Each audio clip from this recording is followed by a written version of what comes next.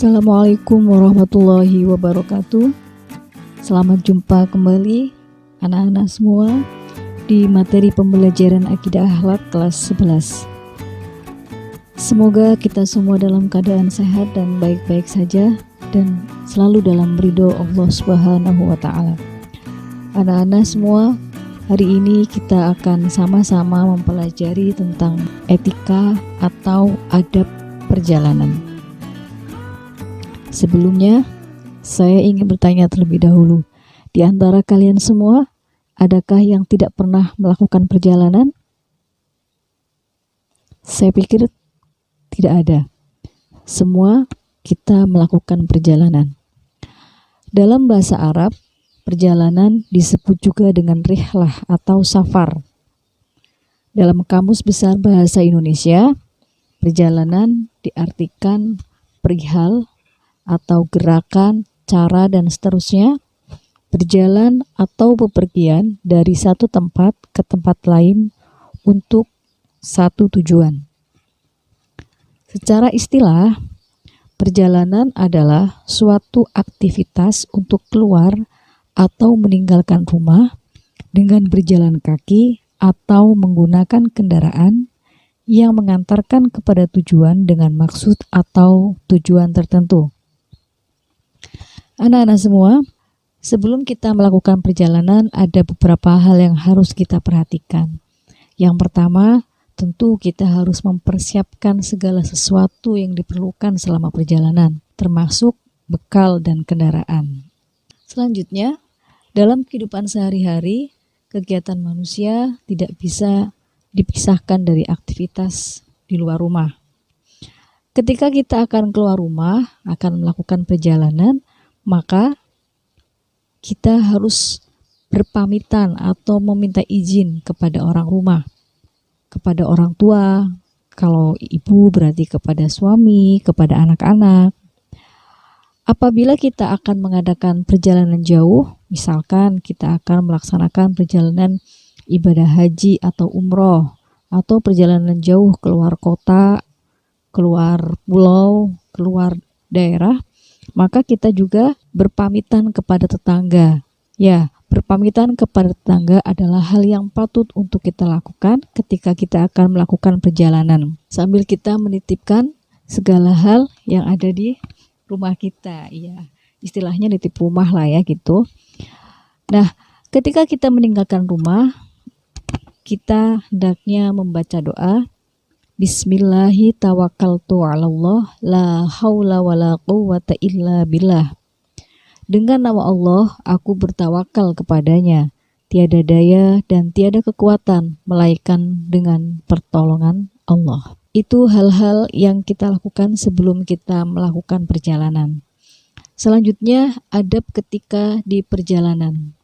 Apabila kita bepergian menggunakan kendaraan, maka segeralah kita membaca doa sebagai berikut. Subhanalladzi sakhkhara lana hadza wa ma kunna lahu muqrinin wa inna ila rabbina lamunqalibun. Allahumma inna nas'aluka fi safarina hadzal bir wat taqwa wa min amali ma tardha. Maha suci Allah yang telah menundukkan untuk kami kendaraan ini, padahal kami sebelumnya tidak mempunyai kemampuan untuk melakukannya. Dan sesungguhnya hanya kepada Rabb kami akan kembali.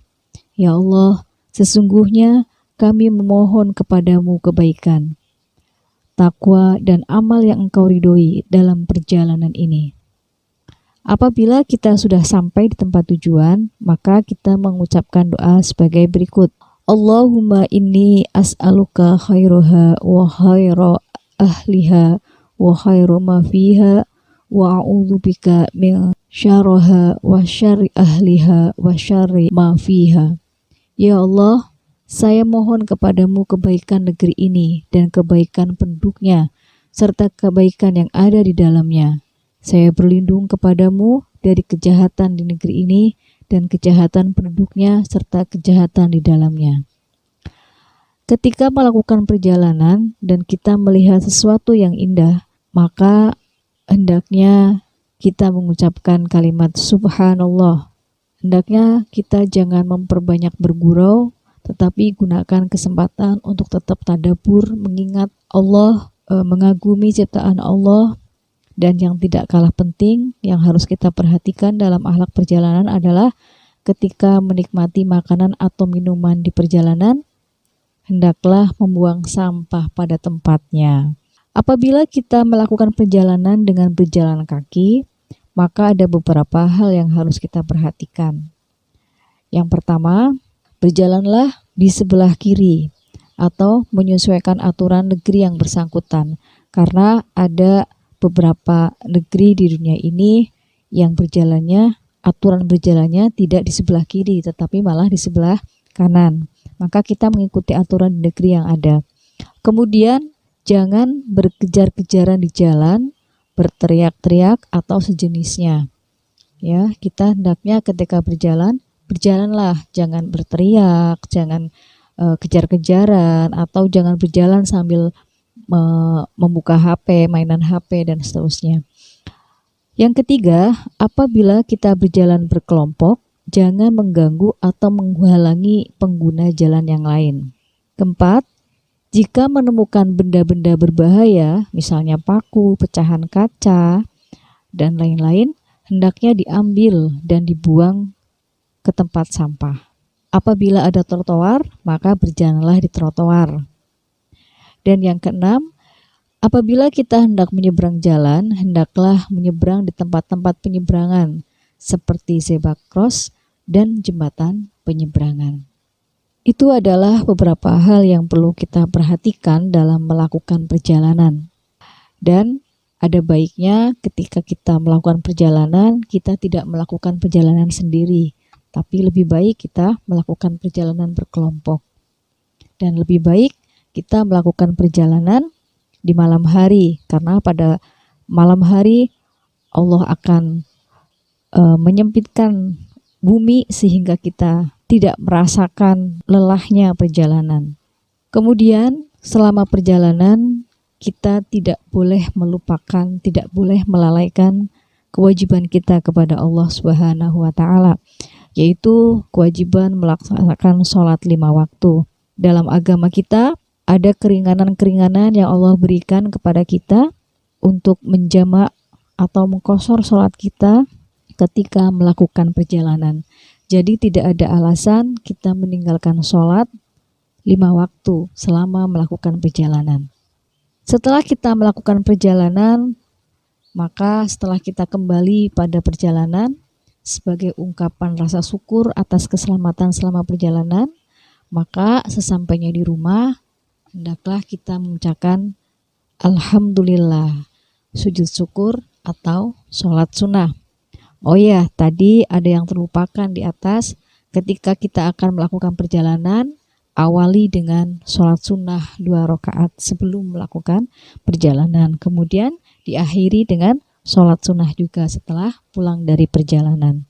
Ada satu hal yang perlu kita perhatikan ketika kita telah melakukan perjalanan, maka bagi kita memberikan oleh-oleh kepada orang yang kita tinggalkan di rumah adalah satu bentuk satu bentuk kasih sayang dan bagus kita lakukan, karena itu adalah salah satu yang bisa menggugurkan dosa-dosa yang kita peroleh selama melakukan perjalanan. Wallahu a'lam.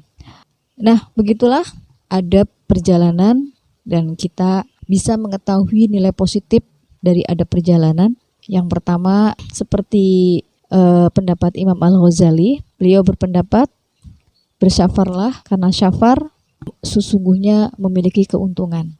Dan di antara keuntungan syafar adalah yang pertama, syafar dapat menghibur diri dari kesedihan. Ketika kita sedang bersedih, maka berjalanlah, melakukan perjalanan. Maka kita akan terhibur dari kesedihan tersebut. Jadi jangan diam di kamar aja, tambah baper, tambah sedih dong. Gimana bisa move on kalau kita ada di satu tempat yang mendukung kita untuk semakin bersedih. Yang kedua, syafar menjadi sarana bagi orang untuk mencari hasil usaha atau untuk menjemput rezeki. Jadi safar juga merupakan salah satu sarana, salah satu cara untuk kita mendapatkan rezeki. Yang ketiga, safar dapat mengantarkan seseorang untuk memperoleh tambahan pengalaman dan ilmu pengetahuan. Seperti ketika kalian